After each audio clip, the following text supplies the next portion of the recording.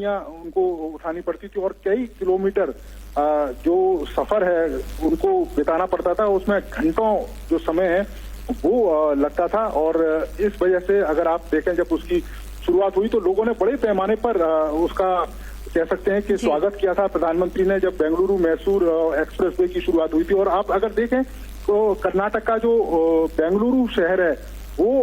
Technology में आगे है और जो मैसूर जिस हम शहर की बात करते हैं वो ट्रेडिशन में आगे है। तो एक तरीके से परंपरा और तकनीक का जो मिलन है वो एक्सप्रेसवे था और जिसकी वजह से मात्र अब 1.5 घंटे में आप बेंगलुरु से जो मैसूर है वहां पहुंच सकते हैं और जो पहले कई घंटे लगते थे 4 से 5 घंटे लोगों को बिताने पड़ते थे। तो उस वजह से भी कह सकते हैं कि एक बड़ी सौगात प्रधानमंत्री ने कुछ समय पहले ही दी थी। और जिस तरीके से यहाँ पूरे कर्नाटक में इंफ्रास्ट्रक्चर पर काम किया जा रहा है सरकार के द्वारा 1 लाख करोड़ से ज्यादा का इंफ्रास्ट्रक्चर पर जो निवेश है वो सरकार कर रही है। तो जो बताता है कि किस तरीके से कर्नाटक की जो लाइफ स्टाइल है उसको लगातार चेंज करने की जो कोशिश है वो सरकार के द्वारा, केंद्र सरकार के द्वारा और राज्य सरकार के द्वारा की जा रही है। तो डबल इंजन की जिक्र लगातार प्रधानमंत्री करते हैं तो उसका तात्पर्य यही है कि केंद्र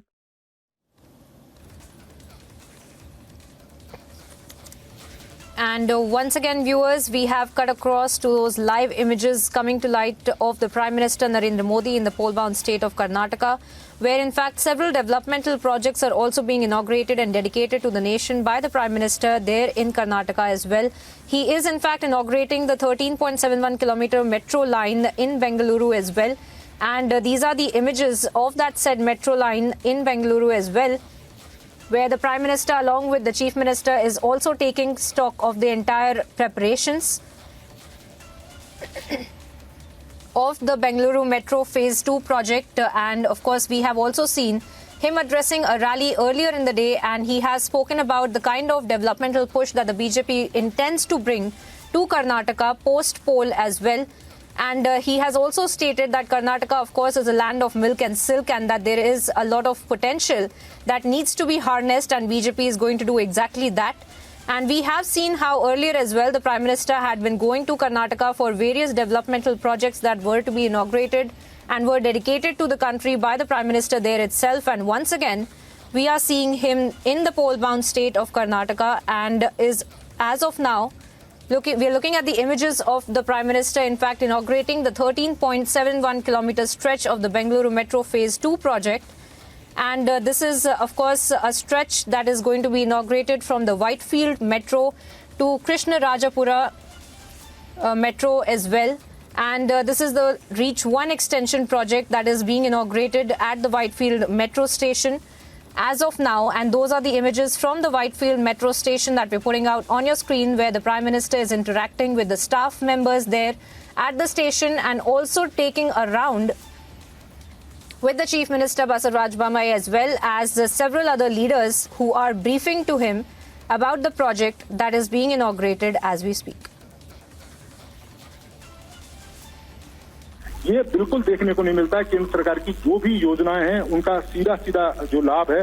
वो लोगों तक मिलता है। आपने देखा होगा कि किस तरीके से गरीबों को पक्के घर दिए गए, गरीबों के घर में नल से जल जो है वो पहुंचाया गया, उज्ज्वला का जो गैस कनेक्शन है वो लोगों को, गरीब लोगों को दिए गए, बिजली के कनेक्शन हो, गांव तक सड़कें पहुंचाई गई, अस्पताल बने और लोगों का जो इलाज है वो कराया गया। आपने देखा आयुष्मान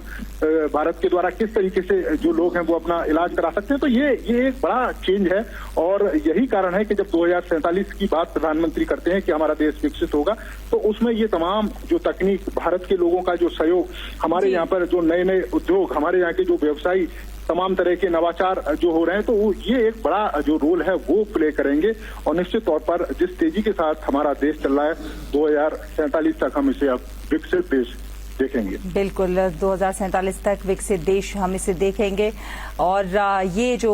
मेट्रो लाइन का उद्घाटन आज प्रधानमंत्री नरेंद्र मोदी करेंगे, ये सचमुच एक बहुत बड़ी सौगात होगी कर्नाटक वासियों के लिए, बेंगलुरु वासियों के लिए। क्योंकि नीरज, हम जानते हैं, हम और आप दिल्ली में रहते हैं और हम जानते हैं कि मेट्रो लाइन दिल्ली में आने से पहले किस तरह जाम की स्थिति होती थी। घंटों घंटों जाम में फंस जाते थे और कई दफ्तर जाने के लिए या कॉलेज जाने के लिए कई घंटे पहले निकलना होता था। लेकिन जब यातायात सुगम होता है तो बहुत सारी चीजें आसान हो जाती हैं और आप अपने मस्तिष्क को भी और ज्यादा बेहतर कामों के लिए इस्तेमाल कर सकते हैं। देखिए, बिल्कुल आपने देखा होगा, अगर आप कल्पना करें कि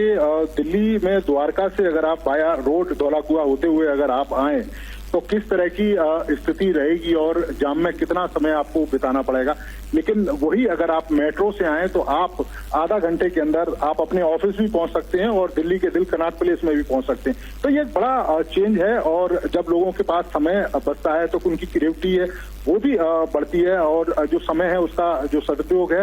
वो भी लोग कर सकते हैं। और खासतौर से फ्यूल में काफी जो बचत है वो होती है, लोगों का समय बचता है। तो एक बड़ा बदलाव देखने को मिलता है और यही कारण है कि ना सिर्फ कर्नाटक, आपने देखा होगा कि देश के अलग अलग हिस्सों में जिस तरीके से प्रधानमंत्री या कहें कि केंद्र सरकार लगातार जो मेट्रो का जो विस्तार है वो कर रही है, तो लोगों की सुविधाओं का ध्यान रखा जा रहा है। और सिर्फ दिल्ली नहीं, आप देखें आगरा में जिस तरीके से काम चल रहा है, रैपिड अगर ट्रेन की बात करें तो मेरठ में जिस तरीके से काम चल रहा है और कुछ समय के बाद वो रैपिड ट्रेन है वो भी देश की जो पहली रैपिड ट्रेन है वो भी शुरुआत होगी। तो रफ्तार और इसके अलावा तकनीक और कनेक्टिविटी उस पर काफी सारा जो फोकस है वो जो प्रधानमंत्री हैं वो इस समय कर रहे हैं। और इसके साथ साथ एक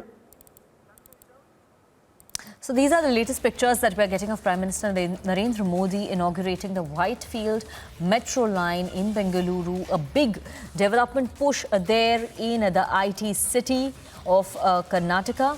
Prime Minister Modi accompanied with Basavaraj Bommai inaugurating the metro line.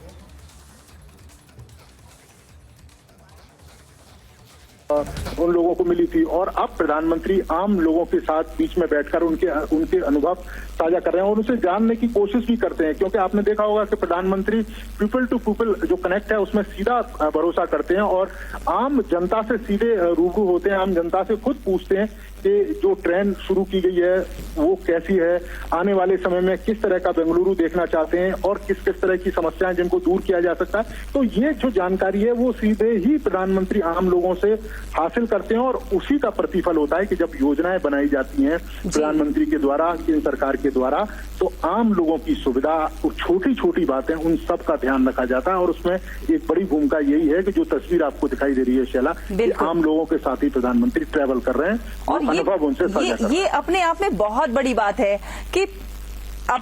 यदि अपने बीच आम जन अपने देश के प्रधानमंत्री को पाता है और वो भी बिल्कुल